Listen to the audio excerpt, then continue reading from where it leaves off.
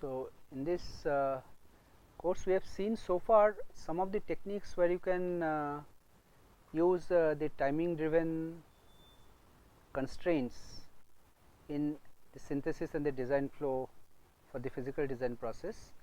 So, in this lecture we shall be looking at a few more techniques which also can be used, which we have not discussed earlier. So, these we refer to as some of the miscellaneous approaches for timing optimization. Let us see some of the techniques. Like a couple of very useful techniques which are practiced, they are referred to as retiming and useful clock skew. Now, retiming or useful clock skew, what they refer to is that you do some kind of modifications in the circuit netlist so as to meet the timing requirement, which are different from the ones we have already seen earlier. Like say we are given a circuit netlist and we have some timing parameters or characteristics to be met. There are some violations. So, earlier what we have seen, we can either increase the size of a gate, we can reduce the delay of a line possibly by inserting buffers. Then we can also use a variety of techniques like restructuring the fan in and fan out parts of a circuit, then duplicating or cloning the gates, using the rules of Boolean algebra to make some simplification or modification to the gate level netlist, and so on and so forth. But there are some other techniques also which work at the structural level of the circuit and carry out some transformations therein, so that some of the delay related constraints which are not otherwise getting satisfied, they can be satisfied. Okay. So, let us see, let us look at the concept of retiming. So, here we have a very simple example. Let us try to illustrate with this example itself. You see, there are 3 flip flops, the clock signal is coming to all these 3 flip flops, and there are some gate level combination circuits in between. So, here let me just redraw this circuit again. So, here I shall be explaining. These are the 3 flip flops.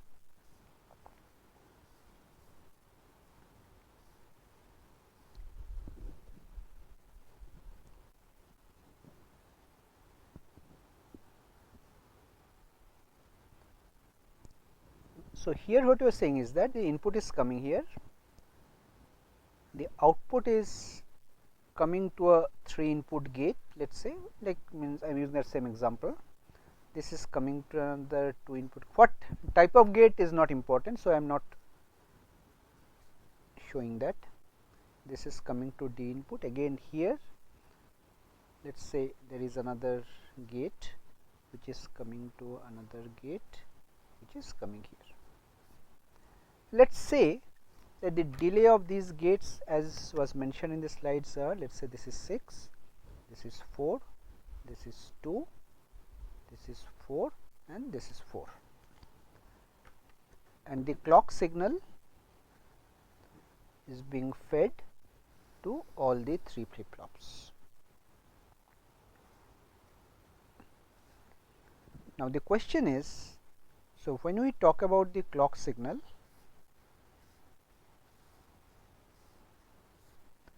so what should be the time period? But here a few things we are ignoring here, because our point of focus is a little different. We are ignoring setup time, hold time. We are also ignoring clock skew, because earlier we have seen what these are and how we can handle this, what are the different constraints that arise out of these things. So, here we are assuming an idealistic scenario where the clock edges are sharp, everything takes place at the clock transition. Let us say they will take place at the leading edge of the clock. So, we are seeing that with respect to this register transfer level netlist with this discrete delays as shown, what should be the time period of the clock? Now, one thing you can immediately see that in this circuit there are two combinational sections. The first part has a delay of 12, the second part has a delay of 8. So, in order for correct operation, so this time period should be at least equal to 12. Again I am saying ignoring setup, hold and clock skew. So, the actual time will be 12 plus all these things. Okay. So, ignoring this, the time period should be at least 12, because if it is less than 12, then this first set of combination circuit will not finish its operation before the next stage comes. Okay. All right. Now, the point is that now if we look structurally at this level, what you can possibly do? Like you can make an observation that, well, I see that well, the combinational logic is not uniformly distributed. Here there is a delay of 12, here there is delay of 8. So, can we move some of the gates across this flip flop to this side without changing or modifying the functionality? So, this is a possibility. For example, in this same example, let us do this. Let us try to make this change.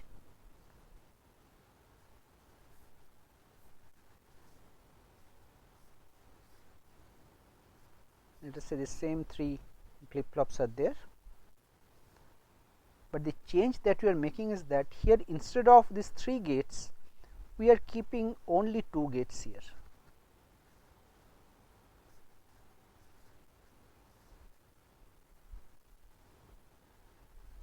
And this gate which was there, we are shifting it out here.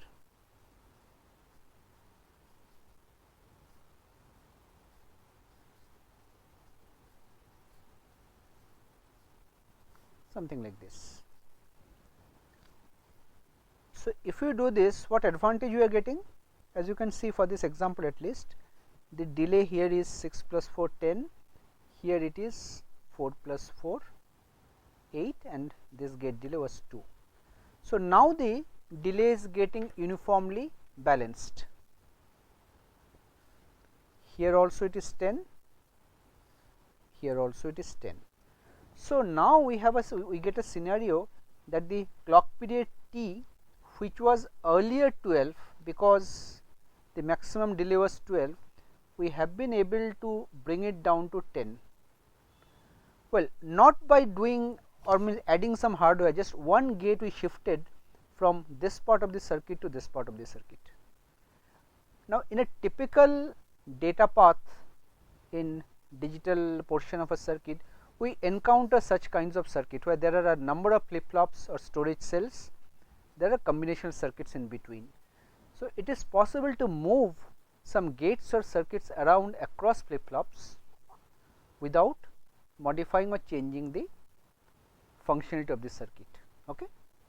Well, means of course, if the output of this flip flop is going somewhere else, fanning out, so those fan out connections you have to modify accordingly, right. So, retiming is a simple technique as we have illustrated through this example, where the clock's cycle time, which was earlier 12, we have been able to bring it down to 10. Okay. Fine. So, this is exactly what is shown in this slide. So, what we have worked out. So, earlier it was 12. Now, by moving this gate out here, now the new clock cycle time becomes 10. Okay. Now, there is another important thing, useful clock skew. So, let us look at this diagram again. So, let me explain with this diagram. We shall again go back to the slide. You see here, this was a circuit where the combination circuit was not balanced. So, what we are saying? We are saying that well, here you see that there is a combinational part was delay was 12, this was 8, and assuming that there is no clock skew, the clock cycle time was estimated to be 12, the maximum of this. Well, now what we are saying that can we deliberately insert some delay in the circuit? How? Like say for example, we deliberately introduce a delay out here. You see, there are so many ways to introduce a delay. Like we can simply introduce a buffer, just we introduce a pair of inverters, we introduce a long zigzag wire, that will be interconnection delay. There are so many ways to introduce a delay. So, what we are saying is that in one of the flip flop where the clock is coming, we are deliberately introducing a skew, introducing a delay. What I am saying is that suppose we are deliberately introducing a delay out here, let us say a delay of +2. So, now what will happen? Let us see. Let us keep some names because these two flip flops are in question. Let us say this clock is clock 1, let us call this as clock 2. So, now let us see what happens. Let me just work out here again. So, what will clock 1 say? Clock 1 was like this, it was coming.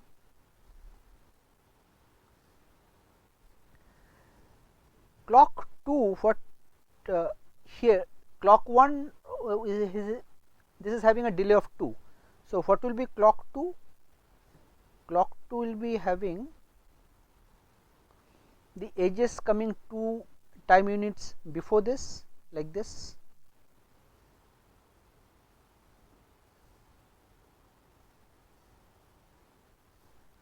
This much is 2.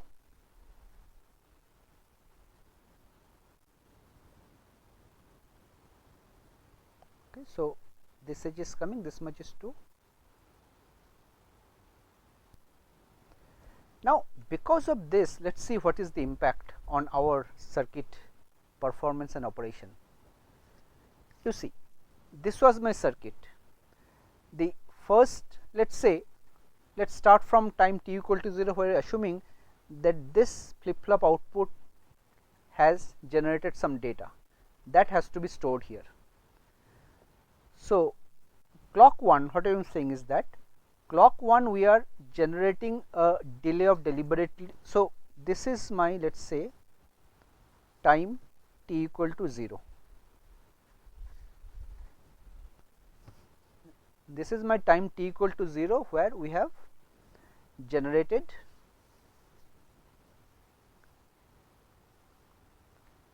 this data at q.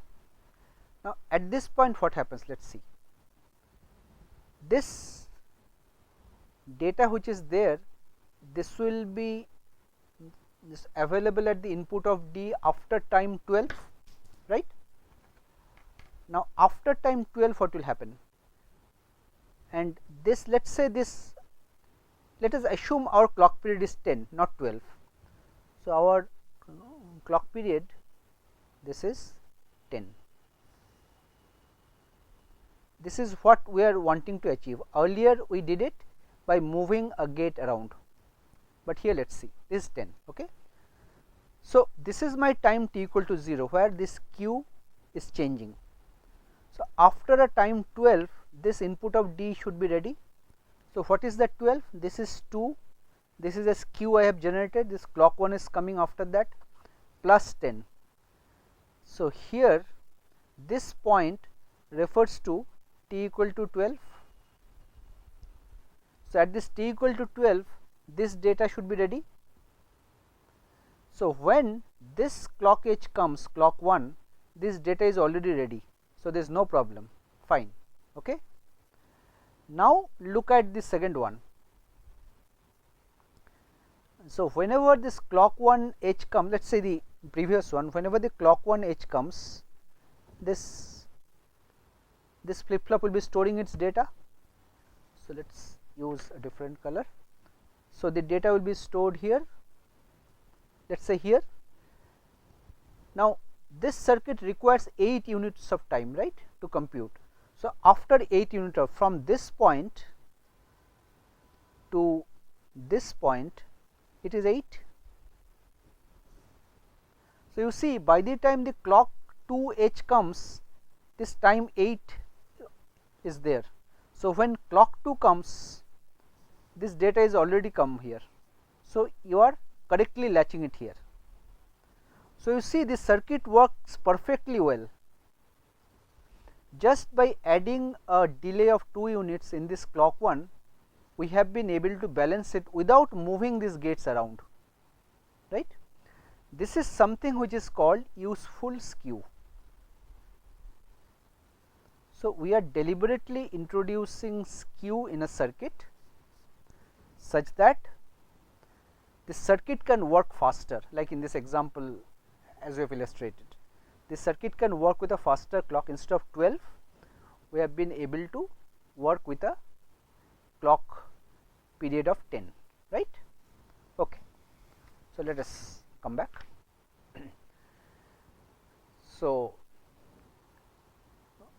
clock skew, just to summarize, here you are saying that we are adding skew to a clock signal, in this case the second one, the middle one. So there are several ways, as I said. You can introduce some buffers to delay the signal. You can introduce some dummy capacitive loads. Instead of introducing anything, just add some fan outs, that means some loads here, that will slow down the signal. Or snaking, make a zigzag connection here, so that the interconnection delay becomes longer. So by doing this, as I have shown through that timing diagram, the cycle time becomes 10 here. Okay, fine. Now let us look at another sub problem, driving large capacitances. So here let us say we are using an inverter as a buffer. So let us look at this CMOS level diagram. Here we have a CMOS inverter. Here we have another CMOS inverter. Let us say this inverter is driving this inverter, right, and this means output load capacitance is, say, CL. And you recall earlier we said that this N type and P type transistors are approximately equal in size, but I also said because of difference in mobilities of electrons and holes, the P type transistor is slightly larger. So let us say the sizes are 1 and capital A, where A is a little greater than 1, maybe 1.1 or 1.2, something like that. And the C in denote the base capacitance value of the smallest inverter. The smallest inverter can have the pull up and pull down sizes of 1 and A. For the smallest one, the sum of the gate capacitances, let us call it as C in. Okay. So this kind of an inverter is driving, means another inverter which is larger, this gate is larger, the sizes are, like you see, capital U and U times A. So we have made both these inverters U times larger, so that this inverter can drive current which is U times more, because the resistances are U times less, they are wider, they are U times wider, that is why their resistance values will be R divided by U. So RC will be the total charging and discharging time. If I can make resistance as R by U, charging discharging will become U times faster. Okay. So let us assume that the total output load capacitance is capital X times this minimum base capacitance C in. So X is a factor. So with respect to this, let us try to estimate what will be the total propagation delay of this pair of inverters. So I am just writing down the expression, you just see whether it makes sense. So, the total delay, let us call it capital D, I am writing as capital U into Tp plus x by capital U into Tp, where Tp is the delay, is you can Tp is referred to as the basic inverter delay, that means delay of a smallest inverter, basic inverter delay when it is driving a similar load. That means basic inverter delay means an inverter whose input capacitance is, as I had said, we assumed the smallest one to be C in. So, we are assuming that the output capacitance is also C in. So, it is driving another gate which is also of the same smallest size, that you are calling as Tp. Okay.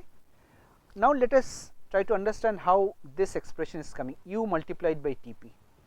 You look at this slide once again, you see the first inverter is driving a capacitance, this capacitance, this is U times larger. Okay. So, this delay will be not just Tp, but U times Tp, because the charging and discharging will take U times more, because the capacitance value will be U into C in, right. This is U into C in, that is why this will be U multiplied by the basic inverter delay. And what about the second one? Second one, you see, second one is this transistor is U times larger and it is driving a load of X times C in. So, how much will be the how many times of the basic inverter delay will it require? It will be X divided by U, because larger the U, less will be the time, or higher the X, more will be the time. Okay. That way you can estimate. So, for this inverter driving this CL, the delay will be X by U multiplied by Tp. Now, we are trying to find out the minimum D, for what value of capital U D will be minimum. So, what do? We differentiate D with respect to U. So, how much will it be? Tp minus X by U square into Tp. So, to find the minimum value, we equate this to 0. So, from this we just, if you solve, you get U square equal to X, well, or U equal to square root of X. This is the optimum value of X. Well, if you do a double differentiation d2d du square, with this value substituted, you will find that you will be d2d du square will be positive, meaning thereby that this is a minimum value, not maximum. Okay.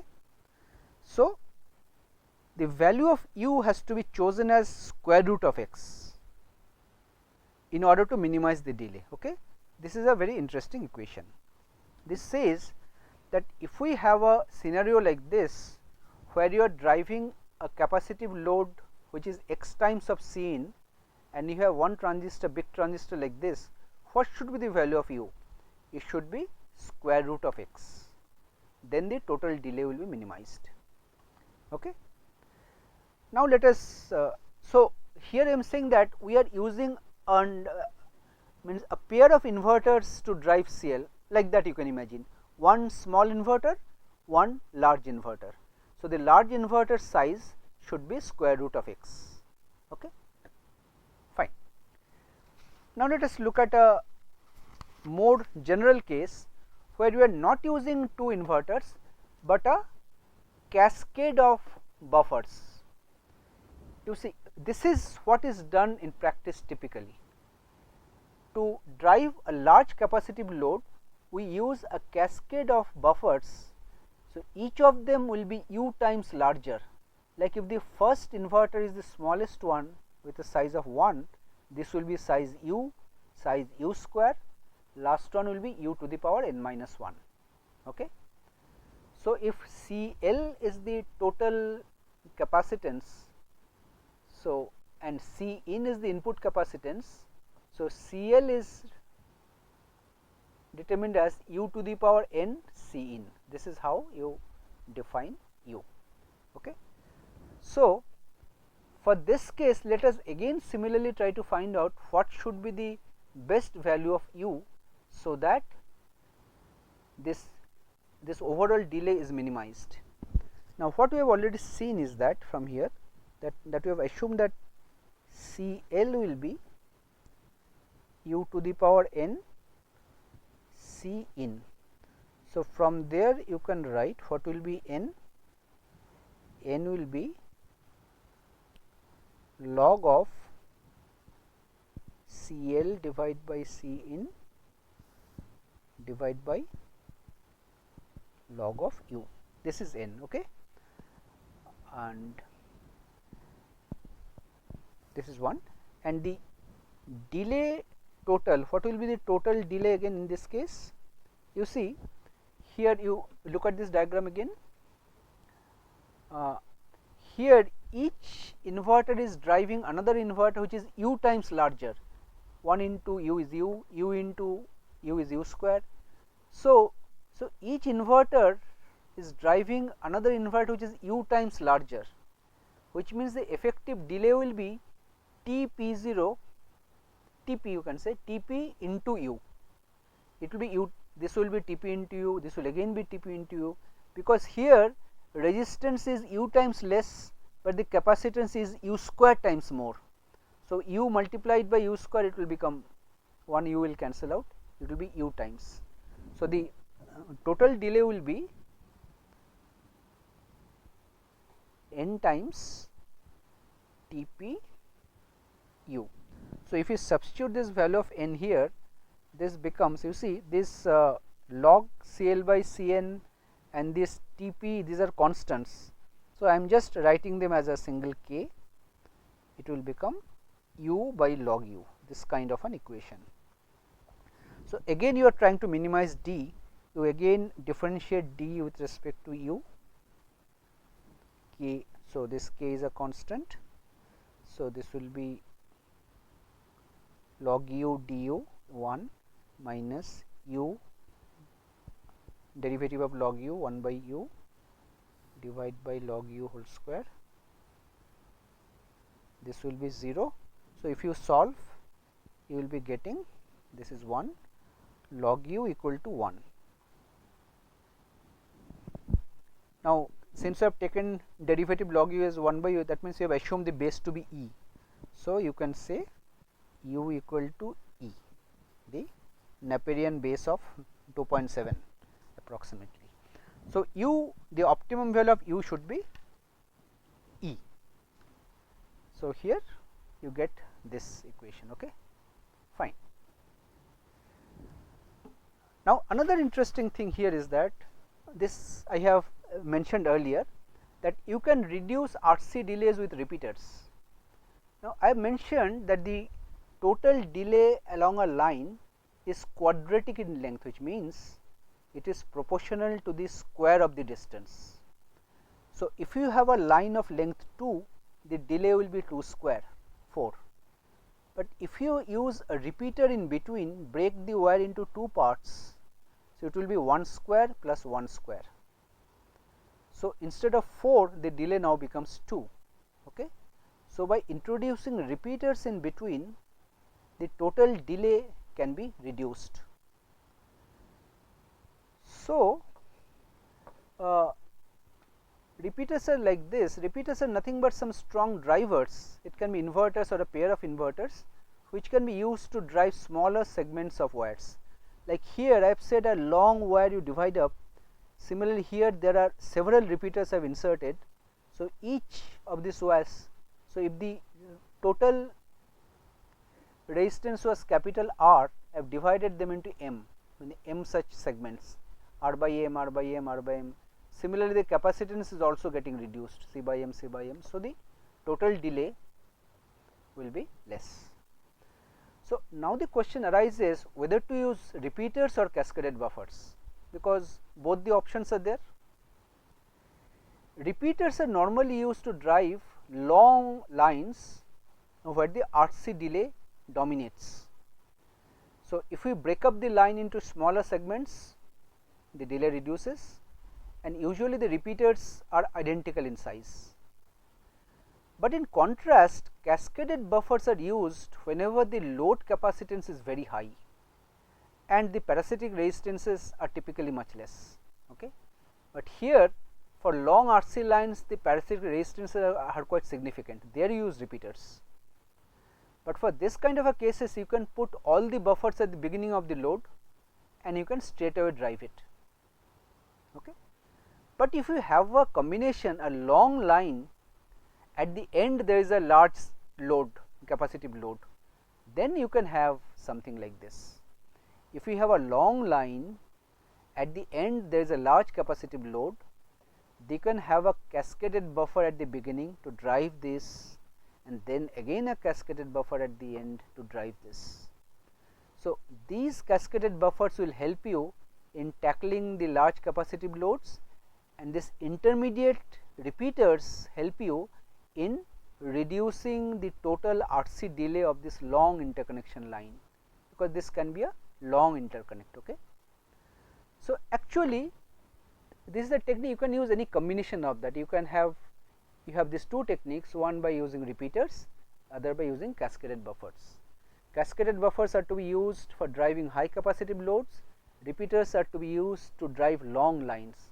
So if you have a long line with high capacitance load at the end, you have to use a combination of the two. Okay?